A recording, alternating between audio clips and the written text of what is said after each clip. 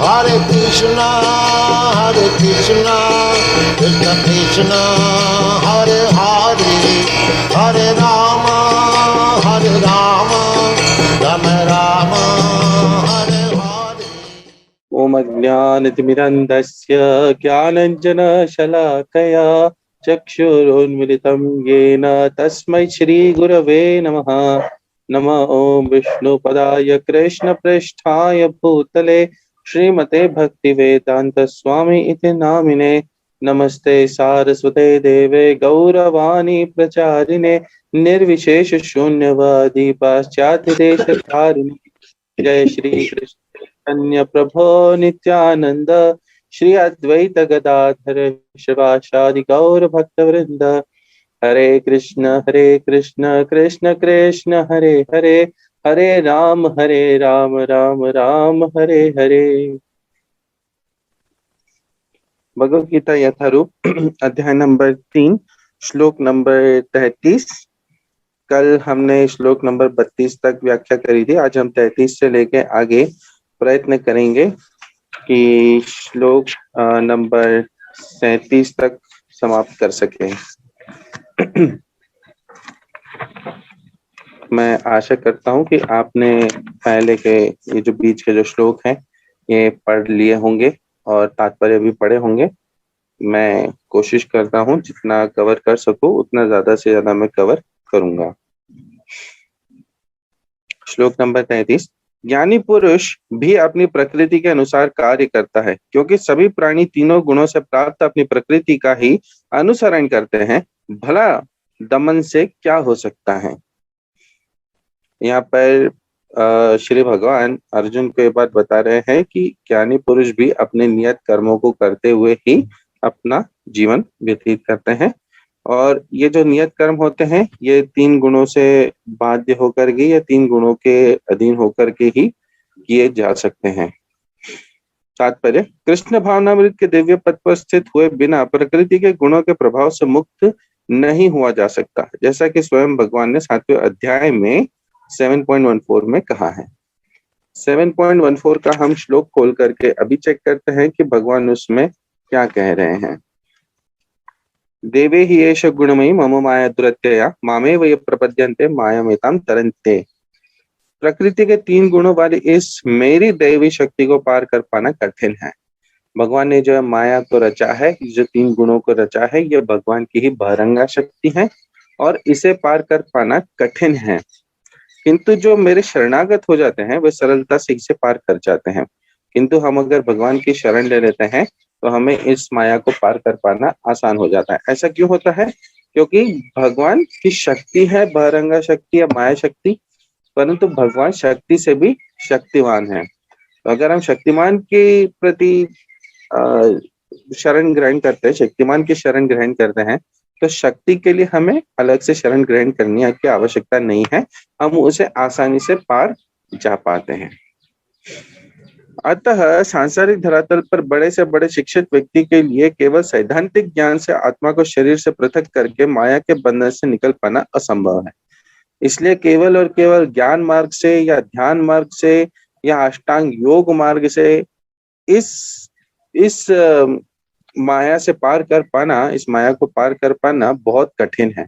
इसलिए हम देखते हैं कि जितने ब्रह्मवादी होते हैं या मायावादी होते हैं, जो कि भगवान के अस्तित्व को स्वीकार नहीं करते, भक्ति को स्वीकार नहीं करते, ऐसे लोग जब अपना प्रैक्टिस करने के लिए लगते हैं तब आवश्यकता नहीं है कि वह इससे पार कर ही जाएंगे। कई बार होता है कि इनका पतन हो जाता है और पतन होकर के दोबारा से उसी संसार के बंधन में पड़ जाते हैं। परंतु जो भक्त होता है, भगवान ये भी आगे के श्लोकों में हमें समझ में आएगा कि भगवान इस बात का आश्रय देते हैं, इस बात का कंफर्मेशन देते हैं कि जो व्यक्ति भक्ति प्रोसेस से जुड़ता है, जो व्यक्ति मुझे जान पाता है, ऐसे व्यक्ति को मैं खुद होकर के प्रोटेक्ट करता हूँ। इसलिए हम अगर मान लीजिए ज्ञान मार्ग में लगते हैं या ध्यान मार्ग में लगते हैं, अगर आप ध्यान करते हुए बैठे हैं, आंख बंद करके बैठे हैं, तो आपको आवश्यकता नहीं है कि आप जरूरी है कि किसी एक जगह पर फोकस कर ही रहे होंगे। कहीं ना कहीं आपका मन इधर से उधर भटकेगा ही।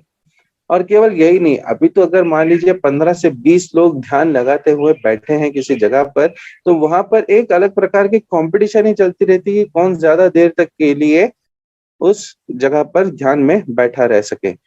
आवश्यक नहीं है कि जो व्यक्ति वहां पे बैठे हैं वो केवल ध्यान ही लगा रहे हैं, उनके मन में कुछ भी चल रहा होता है, परंतु फिर भी बैठे रहते हैं, हो सकता है सो भी जाएं। क्यों? देखिए, ये जो मार्ग है, ज्ञान मार्ग का या ध्यान मार्ग का या अष्टांग योग मार्ग का, इसके अंदर आपस में कंपटीशन लगी रहती है कि कौन ज्यादा से ज्यादा कर सके, और इसके लिए व्यक्ति कई बार दूसरे की खिंचाई करके नीचे भी खींचता है। परंतु भक्ति मार्ग में भेद अलग है। भक्ति मार्ग एक संयुक्त मार्ग है जिसके अंदर सबको एक साथ लेके आगे बढ़ा जा सकता है। जब व्यक्ति इस प्रकार से सबको साथ में लेके आगे बढ़ता है, तब उसमें किसी के प्रति ईर्ष्या उत्पन्न नहीं होती है। व्यक्ति को आनंद आता है जब कोई दूसरा व्यक्ति भगवान की भक्ति में आगे बढ़ता है, तब उस समय के लिए ये देख करके हर व्यक्ति को आनंद आता है कि अरे वाह, इसने आज ये नया किया, उसने आज ये नया किया। इस प्रकार से एक दूसरे के प्रति आनंद और सौहार्द होते हुए भक्ति मार्ग में प्रगति होती है। किसी भी व्यक्ति को इस प्रकार की ईर्ष्या नहीं आती कि इसने मुझसे ज्यादा मालाएं क्यों करी। हर व्यक्ति इस भाव में अपने आप आने लगता है कि अरे वाह, इसने ज्यादा मालाएं करी हैं, मुझे भी इसी प्रकार से आगे बढ़ने का प्रयत्न करते रहना चाहिए। भक्ति मार्ग में ईर्ष्या नहीं होती है, ईर्ष्या समाप्त होने लगती है। परंतु दूसरे जितने मार्ग होते हैं, इसमें आवश्यकता नहीं है कि ये सब कुछ समाप्त हो जाए। क्यों? क्योंकि वही बात है कि 3 गुणों में रह करके, जो भगवान की माया के 3 गुण हैं, इन 3 गुणों में रह करके बाकी के तीनों मार्ग को प्रैक्टिस किया जाता है। और इसमें जब तक भगवान से संबंध जुड़ता ही नहीं, तब तक के लिए भगवान आपको हेल्प करेंगे कैसे कि भगवान की अपनी ही माया से आप पार हो सकें। लेकिन भक्ति के मार्ग में आप सबसे पहले संबंध जोड़ते हैं भगवान से और भक्तों से। अगर भक्त से संबंध जुड़ गया है, तो इसका ये मतलब है कि कहीं ना कहीं भगवान से संबंध जुड़ गया है। अगर ये एक बार संबंध जुड़ जाए, तो उसके बाद में भगवान स्वयं होकर के ये बात को सुनिश्चित करते हैं कि जो मेरा भक्त है उसका पतन नहीं होगा। ऐसे अनेक तथाकथित अध्यात्मवादी हैं जो अपने को विज्ञान में बढ़ा चढ़ा मानते हैं, किंतु भीतर भीतर वे पूर्णतः प्रकृति के गुणों के अधीन रहते हैं, जिन्हें जीत पाना कठिन है। तो यहाँ पर हमें बात समझ में आती है कि आवश्यक नहीं है कि अगर कोई व्यक्ति भौतिक जीवन के ज्ञान से पूरी तरीके से परिपूर्ण हो, तो भी वो माया से पार हो पाए। क्यों? क्योंकि जो आध्यात्मिक जीवन का ज्ञान है, आध्यात्मिक जीवन के प्रैक्टिसिंग है, वो एकदम दूसरी है। और केवल वही नहीं, अभी तो जीवन का जो मुख्य लक्ष्य है वो आध्यात्मिक दृष्टि से निकल के आता है, वो एक भौतिक दृष्टि से निकल के नहीं आ पाता है। सो जब तक व्यक्ति आध्यात्मिक दृष्टि में ज्ञान प्राप्त करके या भक्ति मार्ग पे लग करके आगे बढ़ने का प्रयत्न नहीं करता है, तब तक के लिए उसके पास में जितना भी अर्जित ज्ञान है, वो शास्त्र उसे केवल शून्य स्वरूप में ही मानता है। जैसे हमने पिछले श्लोक में पढ़ा था, जहाँ पर क्रिश्चियंस अपने बाइबल में लिखते हैं, यहाँ तक कि जब अलेक्जेंडर इंडिया में आया था और उसने विजय प्राप्त करने की कोशिश करी थी, तब उसे भी कहा गया था कि पूरा विश्व भी जीत लिया, परंतु अपना ही मन नहीं जीता, तो फिर क्या जीता। इस प्रकार के प्रश्न व्यक्ति को करने की आवश्यकताएं हैं। ज्ञान की दृष्टि से कोई कितना ही विद्वान क्यों न हो, किंतु भौतिक प्रकृति की दीर्घकालीन संगति के कारण वह बंधन में रहता है। कृष्ण भावनामृत उसे भौतिक बंधन से छूटने में सहायक होता है, भले ही कोई अपने नियत कर्मों के करने में संलग्न क्यों न रहे। अतः पूर्णतः कृष्ण भावना भावित हुए बिना नियत कर्मों का परित्याग नहीं करना चाहिए। जब तक के लिए व्यक्ति में पूरी तरीके से कृष्ण कॉन्शियसनेस नहीं आ जाता है, तो उस समय तब तक के लिए अगर व्यक्ति ये सोचे कि अपने सभी कर्मों का मैं त्याग कर दूं, तो वह व्यक्ति जो एक्टिविटीज कर रहा होता है उससे उसका पतन बहुत जल्दी होता है। क्यों?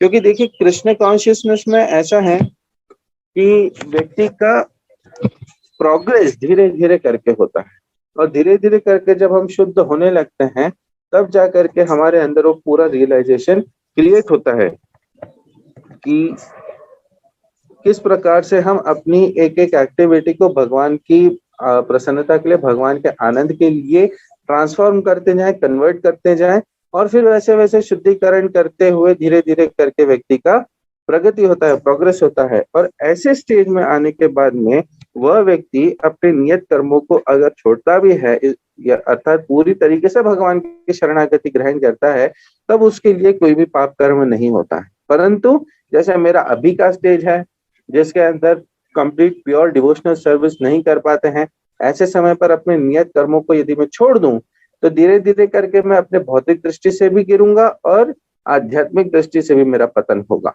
इसलिए बहुत आवश्यकता है कि मैं अपने नियत कर्म भी करता रहूं और भगवान की भक्ति भी करता रहूं, और अपने नियत कर्मों को धीरे धीरे भगवान की भक्ति की ओर मोड़ने का प्रयत्न करूं, जिससे मेरी भौतिक जीवन में भी प्रगति होगी और आध्यात्मिक जीवन में भी प्रगति होगी, और कहीं ना कहीं मेरा भौतिक जीवन पूर्णतः आध्यात्मिक जीवन में कन्वर्ट हो जाएगा। जब ये कन्वर्ट हो जाएगा उस समय के लिए ये स्टेज कही जाती है प्योर डिवोशनल सर्विस, पूर्ण शुद्ध कृष्ण भावनामृत का प्रैक्टिस करना, और इसी को शास्त्र समाधि की स्टेज कहता है। अतः पूर्णतया कृष्ण भावना भवित हुए बिना नियत कर्म का परित्याग नहीं करना चाहिए। किसी को भी सहसा अपने नियत कर्म त्याग कर तथाकथित योगी या कृत्रिम आध्यात्मवादी नहीं बन जाना चाहिए, जिसे हम फाल्गु वैराग्य कहते हैं या मरकट वैराग्य कहते हैं। जो व्यक्ति केवल ये शो करता है कि मेरे पास मेरे हृदय में वैराग्य है, परंतु कहीं ना कहीं आगे जाकर के वो वैराग्य खत्म हो जाता है। ऐसे हम कई न्यूज़पेपर्स में और टीवी न्यूज में वगैरह इस प्रकार के एग्जाम्पल्स देख चुके हैं, जहाँ पर व्यक्ति ने कपड़ा तो भगवा वस्त्र पहन के रखा है, परंतु उसके जो एक्टिविटीज हैं, कर्म हैं, वो एक बहुत ही घृणात्मक कर्म है। और केवल वही नहीं, परंतु कई सारे ऐसे केसेस हो चुके हैं जिसके अंदर इस प्रकार के लोगों को जेल हो चुकी है, जब उनके पीछे लगे हुए कितने सारे केसेस हमारे सामने आए और पता चला कि ये जितने लोग जो स्वयं को साधु साबित करते हुए समाज में रखते थे, उनके पीछे एक काला चेहरा है। इसलिए ये बहुत आवश्यक है कि हम धीरे धीरे करके प्रोग्रेस करें। एकदम से जो झूठे प्रकार से हम दिखाते हैं कि हम शुद्ध हो गए, साधु हो गए हैं, उस प्रकार से जीवन व्यतीत ना करें। अच्छा तो यह होगा कि यथास्थिति में रहकर श्रेष्ठ प्रशिक्षण के अंतर्गत कृष्ण भावनामृत प्राप्त करने का प्रयत्न किया जाए। इस प्रकार कृष्ण की माया के बंधन से मुक्त हुआ जा सकता है। यहाँ पर एक बहुत सुंदर सा प्रभुपाद जी हमें एग्जाम्पल दे रहे हैं, एक इंस्ट्रक्शन दे रहे हैं कि सबसे श्रेयस्कर क्या होता है कि आप जैसी यथास्थिति में हैं, अर्थात आप जो भी कर रहे हैं, जैसे भी जीवन है, जैसी भी जीवन प्रणाली है, ऐसे में आप वैसे के वैसे रहिए। और उस समय आप किसी व्यक्ति को, किसी डिवोटी को, अपने गुरु को या किसी एक मेंटर को या कोई ऐसा व्यक्ति जो आपको भक्ति मार्ग में राह दिखा सके, ऐसे व्यक्ति के प्रति आप शरणागत हो, उसके थ्रू आप प्रशिक्षण प्राप्त करें कि मैं अपनी स्टेज में अपने जो भी तथाकथित अपनी जो भी स्टेज है, यथास्थिति है, उसमें रहते हुए मैं कैसे कृष्ण कॉन्शियसनेस प्रैक्टिस कर सकूं और कैसे हम उसमें प्रोग्रेस कर सकें। क्यों? क्योंकि जब कोई व्यक्ति ऑलरेडी एक स्टेज से गुजरा हुआ होता है, कृष्ण कॉन्शियसनेस प्रैक्टिस कर रहा होता है, ऐसे व्यक्ति को जब हम सरेंडर करके प्रश्न करते हैं और उससे समझते हैं और वो हमें गाइड कर पाता है, तब वो बहुत सारे एस्पेक्ट्स देख करके, सोच करके, आध्यात्मिक दृष्टि से, भौतिक दृष्टि से सोच करके हमारी अपनी स्थिति में रहते हुए हमें गाइड कर पाता है कैसे प्रोग्रेस करना है। यहाँ पर दो बातें हमें समझ में आती है कि एक, हमें प्रश्न करना चाहिए, एक कि हम अपनी यथास्थिति में रहते हुए किस प्रकार कृष्ण कॉन्शियसनेस फॉलो करें, ये डिस्कस करना चाहिए। और केवल वही नहीं, परंतु डिस्कस करने के बाद में जो हमें इंस्ट्रक्शन मिलता है या हमें जो बातें बताई जाती हैं, उसको फॉलो करने की पूर्णतया कोशिश करनी चाहिए, प्रयत्न करना चाहिए। आगे का श्लोक लेते हैं। प्रत्येक इंद्रिय तथा उसके विषय से संबंधित राग द्वेष को व्यवस्थित करने के नियम होते हैं। मनुष्य को ऐसे राग तथा द्वेष के वशीभूत नहीं होना चाहिए, क्योंकि आत्म साक्षात्कार के मार्ग में अवरोधक हैं।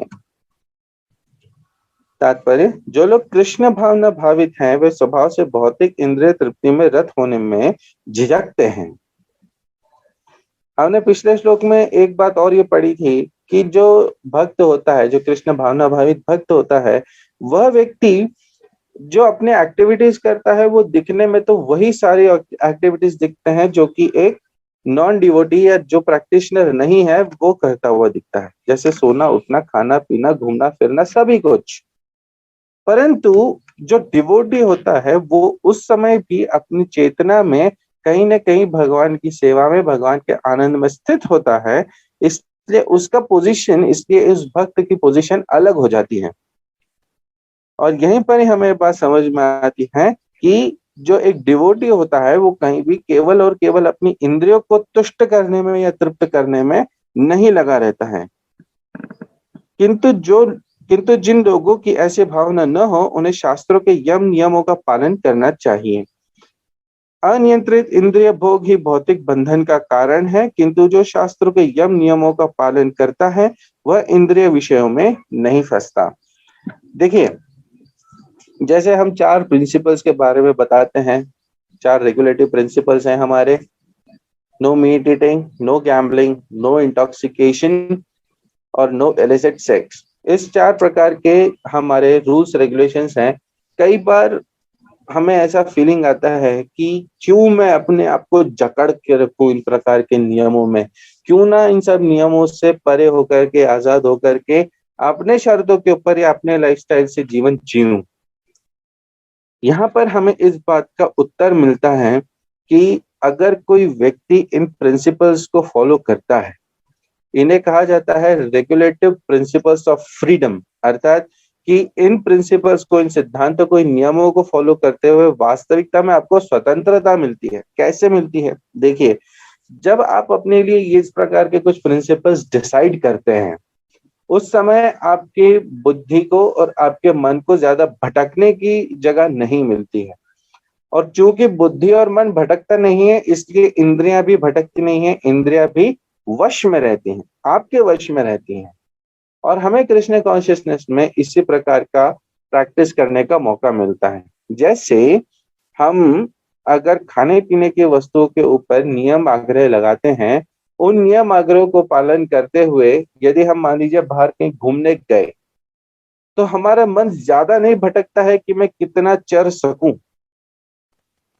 और यहाँ पर हमें ऐसा लगता है कि कहीं ना कहीं हम बंदे हैं। जो बाहरी रूप से देखने वाला व्यक्ति, उसे लगता है कि हमारे ऊपर कुछ जकड़ के रखा गया है, परंतु एक भक्त मन से जानता है कि ये मेरे लिए कितना मुक्ति प्रदायिनी है, कितना मेरे लिए आनंद का समय है, कि मुझे कहीं भी इतना ज्यादा अपना दिमाग भटकाने की आवश्यकता नहीं है, मैं एक स्ट्रेट विचार में रह सकता हूँ। इसी प्रकार से हर एक एक्टिविटी के अंदर जो व्यक्ति प्रिंसिपल्स के ऊपर आधारित नहीं होता है, उसकी मन बुद्धि भटक जाती है, बार बार भटकती रहती है। परंतु जो व्यक्ति प्रिंसिपल्स के थ्रू रहता है, प्रिंसिपल्स को फॉलो करते रहता है, ऐसे व्यक्ति की बुद्धि उसके मन को नियंत्रित करती है और मन से उसकी इंद्रियां नियंत्रित हो जाती हैं, और इसीलिए वो एक दृढ़ संकल्प करके रह पाता है। उदाहरणार्थ, यौन सुख बद्ध जीव के लिए आवश्यक है और विवाह संबंध के अंतर्गत यौन सुख की छूट दी जाती है। शास्त्रीय आदेशों के अनुसार अपनी पत्नी के अतिरिक्त अन्य किसी स्त्री के साथ यौन संबंध वर्जित है। अन्य सभी स्त्रियों को अपनी माता मानना चाहिए। अब जस्ट एक बात सोचिए, अगर ये प्रिंसिपल हमारे जीवन में लागू ना हो, अगर हम किसी वेस्टर्न कंट्री, पाश्चात्य जगत के लोगों के प्रति या उनके भांति अपना जीवन जीने का प्रयत्न करें, तो हमारी क्या स्थिति होगी।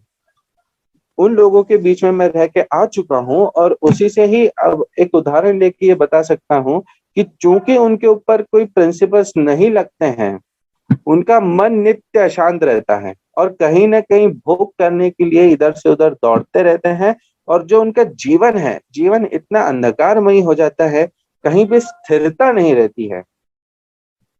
जिस एक व्यक्ति के साथ में मैं रहता था, वह व्यक्ति विवाहित था। उसकी जो विवाहित पत्नी थी उससे उम्र में 8 साल बड़ी थी। उसकी वो दूसरी वाइफ थी, वाइफ का ये दूसरा पति था, और ये ऑलरेडी 40-50 साल का हो गया था और अपनी माँ की शादी में जा रहा था। इतने प्रकार की हद के जाकर के व्यक्ति इतना असंतुष्ट रहता है।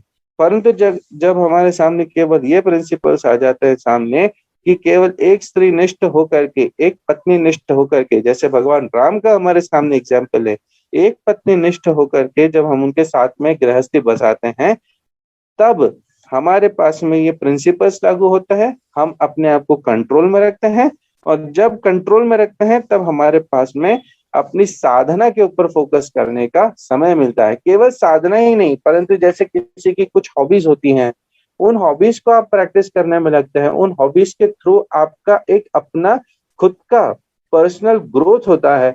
पर्सनल ग्रोथ होने के साथ में आप अपने भौतिक लाइफ को पूरी तरीके से एंजॉय भी कर पाते हैं। ऐसा नहीं है कि हम कृष्ण कॉन्शियसनेस में हैं तो इस वजह से हमारे पास में आनंद के लिए दूसरी कोई वस्तु ही नहीं है, नहीं, हम अपने हॉबीज को भी कृष्ण कॉन्शियसनेस में दवटेल करते हैं, कन्वर्ट करते हैं, साथ में जोड़ करके रखते हैं, और इससे हमारे आनंद की अनुभूति में कहीं भी क्षीणता नहीं आती है। हमारे आनंद की अनुभूति भी दूसरे प्रकार से कहें तो नित्य बढ़ते जाती है। इसलिए ये कहा जाता है कि जो रेगुलेटरी प्रिंसिपल्स है, जो सिद्धांत हैं, ये वास्तविकता में आपकी स्वतंत्रता के लिए है। और अगर एक बहुत बड़े मार्ग पर या बहुत बड़ी दृष्टि पर आगे का विचार करके हम देखें, तो कहीं ना कहीं हमें जो मुक्ति का मार्ग है वो भी इन प्रिंसिपल्स के थ्रू ही जाकर के ओपन होता है। उसके लिए हमें अलग से प्रयत्नशील होना नहीं पड़ता है। मनुष्य को अनासक्त रहकर यम नियमों का पालन करना होता है, क्योंकि नियमों के अंतर्गत इंद्रिय तृप्ति का अभ्यास भी उसे पथभ्रष्ट कर सकता है, जिस प्रकार की राजमार्ग तक में दुर्घटना की संभावना बनी रहती है। यहाँ पर केवल हमें एक बात बताई जा रही है कि केवल डिटैचमेंट, केवल वैराग्य हो ऐसा जरूरी नहीं है या पर्याप्त नहीं है। केवल वैराग्य यदि हमारे मन में जागृत हो तो ऐसा पर्याप्त नहीं है। बहुत आवश्यकता है कि वो वैराग्य में कहीं ना कहीं मन भगवान में अवश्य लगे, मन कहीं ना कहीं एंगेज्ड हो, हमारी इंद्रिया कहीं ना कहीं एंगेज्ड हो। केवल वैराग्य लेकर के समाज से बाहर जा करके अपनी इंद्रियों को विरक्त करके दोबारा से इस समाज में आना, ये बहुत ही निरर्थक बात हो जाती है। इसलिए मन में वैराग्य लाके मन को फिर भगवान के श्री चरण में अगर लगाया जाता है, तब उस बात को समाधि की स्थिति अथवा पूर्ण कृष्ण भावना भावित व्यक्ति कहा जा सकता है। लेकिन कृष्ण भावनामृत ऐसा है कि इसके प्रति आसक्ति से या सदैव कृष्ण की प्रेमा भक्ति में कार्य करते रहने से सभी प्रकार के इंद्रिय कार्यों से विरक्ति हो जाती है। आपको अलग से इंद्रियों में विरक्ति लाने की आवश्यकता नहीं है। आप केवल और केवल भगवान की शरण लीजिए, आपको अपने आप से विरक्ति आते जाएगी। और विरक्ति कैसी कि भगवान में आनंद बढ़ते जाएगा, और भौतिक दृष्टि से या भौतिक कार्यकल्पों से आपका मन अपने आप हटते जाएगा, और अपने आप उसके प्रति आपको वैराग्य आते जाएगा। अगला श्लोक लेते हैं, श्लोक 35। अपने नियत कर्मों को दोषपूर्ण ढंग से संपन्न करना भी अन्य के कर्मों को भलीभांति करने से श्रेयस्कर है। स्वीय कर्मों को करते हुए मरना पराय कर्मों में प्रवृत्त होने की अपेक्षा श्रेष्ठतर है, क्योंकि अन्य किसी के मार्ग का अनुसरण भयावह होता है। हमें बिल्कुल जरूरी नहीं है कि हम वो फॉलो करें जो हमें दूसरा अपने एग्जाम्पल के थ्रू बता रहा है, या दूसरा हमें कहने को कर रहा है, या बोल रहा है कि आप मैं जैसा कह रहा हूं वैसा ही करो।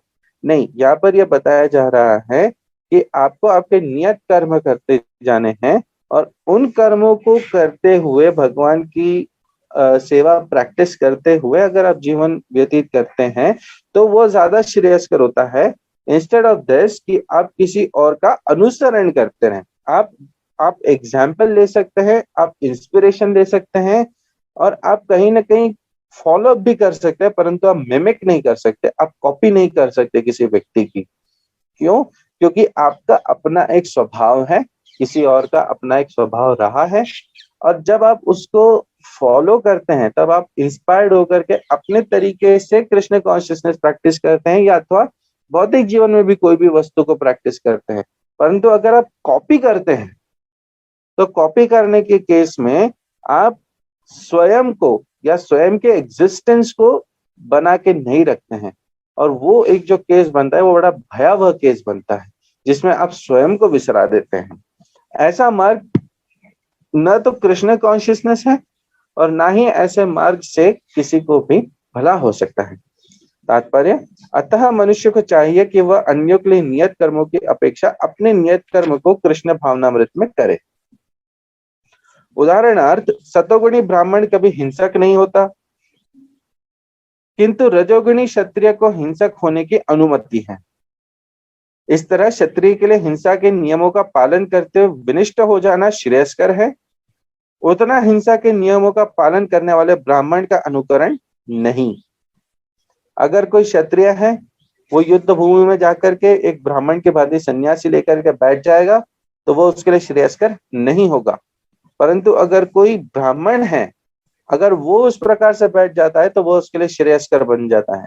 इसी प्रकार से अगर कोई ब्राह्मण शस्त्र उठाता है अपनी इच्छा के लिए, केवल अपने अपने इंद्रिय भोग के लिए, तो वह उसके लिए श्रेयस्कर नहीं होता है। परंतु क्षत्रिय यदि मान लीजिए हंटिंग पर जाता है, तो वह जब किसी एक बड़े से पशु को मार गिराता है तब उस क्षत्रिय के लिए वो बात बहुत ही श्रेयस्कर हो जाती है। क्यों? क्योंकि ये अलग अलग स्टेजेस में रहने वाले नियत कर्म हैं और उसके प्रति उन्हें अपने अपना श्रेय अपने आप मिलता जाता है। परंतु यहाँ पर ये समझा जाए कि अगर कोई क्षत्रिय है जो जाकर के किसी पशु की हत्या कर रहा है, वहां पर हंटिंग कर रहा है, तो भी उसे इन 3 गुणों में बंध के रहना होगा और उसे उस कर्म का फल भी मिलेगा। इसीलिए ये कहा गया है कि आपको नियत कर्म करते हुए कृष्ण कॉन्शियसनेस प्रैक्टिस करना है। क्यों? क्योंकि जब आप कृष्ण भावना भावित होकर के प्रैक्टिस करते हैं तब आपको उसके फल पाप में नहीं लगते। किंतु जब मनुष्य प्रकृति के गुणों को लांग कर कृष्ण भावनामृत में पूर्णतया लीन हो जाता है तब वह प्रामाणिक गुरु के निर्देशन में सब कुछ कर सकता है। कृष्ण भावनामृत की पूर्ण स्थिति में एक क्षत्रिय ब्राह्मण की तरह और एक ब्राह्मण क्षत्रिय की तरह कर्म कर सकता है। यहाँ पर यह बात समझ में आती है कि जब कोई व्यक्ति प्योर कृष्ण कॉन्शियसनेस फॉलो करता है तब ऐसी स्टेज में वह न तो ब्राह्मण रह जाता है, न क्षत्रिय रह जाता है, न वैश्य होता है, न शूद्र होता है। वो केवल अपने मुख्य स्वरूप में स्थित होता है। और मुख्य स्वरूप कौन सा है? कि वह नित्य कृष्ण का दास बन के रहता है। ये जो स्थिति है इसे दिव्य स्टेज कहा जाता है। और ये जो दिव्य स्थिति है, दिव्य स्टेज है, इस स्टेज के ऊपर न तो आप इन 4 वर्णाश्रमों में फंसे हैं, न आपको 3 गुण डिस्टर्ब करते हैं, परंतु आप केवल और केवल शुद्ध कृष्ण भावनामृत प्रैक्टिस करते हैं और यही आपके मुक्ति का मार्ग बनता है।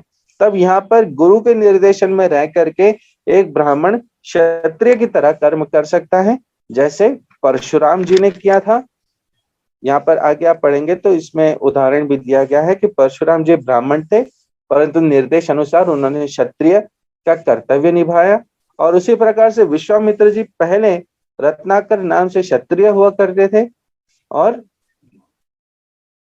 नहीं, क्षमा कीजिए, वे वाल्मीकि थे। विश्वामित्र जी पहले क्षत्रिय हुआ करते थे और उन्होंने बाद में ब्राह्मण का स्वरूप धारण किया था। तो यहाँ पर हमें बात समझ में आती है कि किसी एक अधिकारी के अंडर में रह करके यदि हम प्रैक्टिस करते हैं तब हम पूर्णतया 3 गुणों से और वर्णाश्रम से ऊपर उठ जाते हैं। आगे का श्लोक नंबर 36। अर्जुन उवाच, अर्जुन ने कहा, हे वृष्णिवंशी, मनुष्य न चाहते हुए भी पाप कर्मों के लिए प्रेरित क्यों होता है? ऐसा लगता है कि उसे बलपूर्वक उसमें लगाया जा रहा हो। अर्जुन ने यहाँ पर भगवान को वृष्णिवंशी कह करके संबोधित किया है। वृष्णि एक राजा हुए जो कि भगवान के भी पूर्वज थे और उन्हीं के वंश में भगवान चूंकि अवतरित हुए हैं इसलिए भगवान को भी वृष्णि वल्लभ कहा जाता है, क्योंकि वे वृष्णि के वंशों के भी श्रेष्ठ पर्सनालिटी हैं। वृष्णिवंशी कहकर के अर्जुन भगवान को संबोधित करते हुए उन्हें अपने वंशावली का संबंध बता रहा है और उसी के थ्रू आगे वो प्रश्न पूछ रहा है कि चूंकि आपका वंश इतना महान है, इतना ग्रेट है, तो आप मुझे बताइए कि न चाहते हुए भी पाप कर्मों के लिए व्यक्ति प्रेरित क्यों होता है? मेरी इच्छा नहीं है पाप करने की, बट फिर भी मैं करता हूं, ऐसा क्यों है? यहाँ पर तात्पर्य में बताया जा रहा है, जीवात्मा परमेश्वर का अंश होने के कारण मूलतः आध्यात्मिक, शुद्ध एवं समस्त भौतिक कल्मशों से मुक्त रहता है। जीवात्मा अर्थात आत्मा की बात की जा रही है। फलतः स्वभाव से वह भौतिक जगत के पापों से प्रवृत्त नहीं होता, किंतु जब वह माया के संसर्ग में आता है तो वह बिना झिझक के और कभी कभी इच्छा के विरुद्ध भी अनेक प्रकार के पाप कर्म करता है। कब करता है? जब वो माया के संसर्ग में आता है। देखिए, आत्मा है वो पूर्ण तरीके से शुद्ध है, सच्चिदानंद है, परंतु जब जीव इस पूरे स्वरूप को त्याग करके माया के कांटेक्ट में आता है, माया के संसर्ग में आता है, तब वो तीन गणों में बंधता है और इस धरती के ऊपर आता है, इस धरा पर आता है और अलग अलग प्रकार के कर्म करता है, जो कभी कभी पाप कर्म भी होते हैं। इस प्रकार से प्रश्न पूछ करके अर्जुन ने भगवान को संबोधित किया है कि अब आप मुझे उत्तर दीजिए। अतः कृष्ण से अर्जुन का प्रश्न अत्यंत प्रत्याशापूर्ण है कि जीवों की प्रकृति विकृत क्यों हो जाती है। यद्यपि कभी कभी जीव कोई पाप नहीं करना चाहता, किंतु उसे ऐसा करने के लिए बाध्य होना पड़ता है। किंतु ये पाप कर्म अंतर्यामी परमात्मा द्वारा प्रेरित नहीं होते, अपितु अन्य कारण से होते हैं, जैसा कि भगवान अगले श्लोक में बताते हैं। जैसा हम कभी कभी प्रश्न करते हैं कि धरती के ऊपर इतना पाप बढ़ गया है, इतने दुख बढ़ गए हैं, तो भगवान इन सबको खत्म क्यों नहीं करते और भगवान इन सबको अलाउ कर क्यों रहे हैं? इसके उत्तर में हमें तात्पर्य का ये श्लोक मिलता है कि भगवान की प्रेरणा से या भगवान की इच्छा से ये पाप कर्म हो रहे हैं, ऐसा नहीं है, परंतु भगवान आपकी इच्छाओं को भी आदर करते हैं, आपको भी अपनी इच्छाएं पालन करने का अवसर प्रदान करते हैं। और जब व्यक्ति अपनी इच्छाओं को पूर्ण करने के लिए अलग अलग प्रकार के कर्म करने में लगता है, तब उसके फल स्वरूप में उसको कई सारे पाप कर्म करने पड़ते हैं। जब वह भगवान से मुक्त होकर के, भगवान से इंडिपेंडेंट होकर, विमुख होकर के अपने कर्म करता है, तब उसके धीरे धीरे करके पाप कर्म अपने आप बनते जाते हैं। इसलिए आज अर्जुन ने बहुत ही सुंदर सा महत्वपूर्ण प्रश्न किया है भगवान के आगे कि भगवान, व्यक्ति जीव जो इस धरती पर रहते हैं, उनकी इच्छा नहीं होती कि वो पाप कर्म करें, परंतु फिर भी करते हैं। ऐसा क्या है जो उन्हें बाध्य कर रहा है पाप कर्म करने के लिए? इसका उत्तर भगवान अगले श्लोक में देंगे, श्लोक नंबर 37 में। 37 नंबर का श्लोक, काम एष क्रोध एष रजोगुण समुद्भवा महाशनो महापापमा विद्यने मेह वैरिणाम। इस श्लोक को हम कर लेंगे और भगवान से हम उत्तर जानेंगे कि ऐसा क्यों है। मैं आप सबसे अनुरोध करता हूं कि आप इस श्लोक को पहले से ही पढ़ें, ताकि आपको कल इसे समझने में और आसानी हो, और कल सुबह 7 बजे हम दोबारा से मिलके इस श्लोक की व्याख्या करेंगे। आप सबका बहुत बहुत धन्यवाद है हमारे सेशन में आने के लिए। हरे कृष्णा। यदि किसी के कोई प्रश्न है तो पूछ सकते हैं, 5 मिनट का समय है हमारे पास में। हरे कृष्णा अभिराम। हरे कृष्णा। ये प्रश्न पूछने के पहले तो मैं क्षमा चाहता हूँ कि ये प्रश्न मेरे मन में आया, लेकिन जैसे कि एक आपने कहा कि एक इंसान को, एक पुरुष को एक ही स्त्री के साथ रहना चाहिए। एक मेरे मन में आया कि श्री कृष्ण ने स्वयं 3 विवाह किए थे और 16,000 अलग से किए थे। वो अगर ना भी माने, क्योंकि वो अगर कुछ मजबूरी में किए थे, तो फिर भी 3 विवाह उन्होंने किए हैं। तो क्या ये मतलब, वो मुझे रेलेवेंस मुझे थोड़ा समझ में नहीं आया उस चीज का। बहुत सुंदर सा प्रश्न है कि हमें कहा जा रहा है कि एक स्त्री निष्ठ होना चाहिए, और भगवान स्वयं 16,108 रानियों के साथ में विराज रहे हैं। और केवल वही नहीं, परंतु हम देखते हैं कि भगवान के वृंदावन में भी जो लीलाएं रही हैं, वहां पर भी उन्होंने कई सारे गोपियों के साथ में, लाखों गोपियों के साथ में अलग अलग प्रकार की लीलाएं करी। और ये बात की आपस में तुलना नहीं बैठती है कि हमको फॉलो करने के लिए कुछ प्रिंसिपल्स दिए गए हैं और भगवान की कुछ और एक्टिविटीज चल रही है। बहुत ही सुंदर प्रश्न है। इसका उत्तर हमें इस प्रकार से मिलता है कि देखिए, भगवान पूर्ण ऐश्वर्यवान है, और भगवान की जो स्थिति है वो कभी भी उसका पतन नहीं होता है। अब अगर हम डिटेल में जाकर के देखते हैं तो वृंदावन में जब भगवान ने लीलाएं करी, भगवान की आयु थी 8 वर्ष, और उसी प्रकार से गोप कुमारियों की आयु थी 6 वर्ष। और उनके बीच में जो भी क्रीड़ाएं चल रही थी, उन्हें अगर हम भौतिक दृष्टि से भी समझे तो केवल बच्चों का खेल था, परंतु आध्यात्मिक दृष्टि से अगर हम समझते हैं तो ये प्रकार की जो लीलाएं होती हैं ये अति मानवीय लीलाएं होती हैं जो भगवान इस धरा के ऊपर प्रकट करते हैं, और इन लीलाओं से हम केवल और केवल इनका आस्वादन कर पाते हैं। हमारे आचार्यगण इस प्रकार की लीलाओं को कॉपी करने के लिए नहीं कहते हैं। अब इसको और डिटेल में अगर मैं समझाऊं तो भगवान जब द्वारिका में रहते थे तब उनकी 16,108 रानियां थी, और उन्होंने और भी विवाह किए थे, जैसे रुक्मिणी जी के साथ में, सत्यभामा के साथ में। भगवान जब इतनी रानियों के साथ में विवाह करते हैं तब वे अपने आप का उतना विस्तार भी करते हैं। 16,108 कृष्ण थे, 16,108 रानियां थी, और हर व्यक्ति के घर पे शादी हो रही थी 16,108 कृष्ण और रानियों की। मान लीजिए आपकी सिटी में 1 लाख लोग रहते हैं, तो 1 लाख लोगों के घर पे 16,108 कृष्ण, 16,108 रानियां थी, और इस प्रकार से विवाह हो रहा था। जब भगवान अपने महल में रहते थे तब 16,108 महल थे द्वारिका में। उन सब महलों के अंदर भगवान एक एक एक एक करके स्वरूप में रहते थे और सभी रानियों के साथ में पर्सनल टाइम व्यतीत करते थे।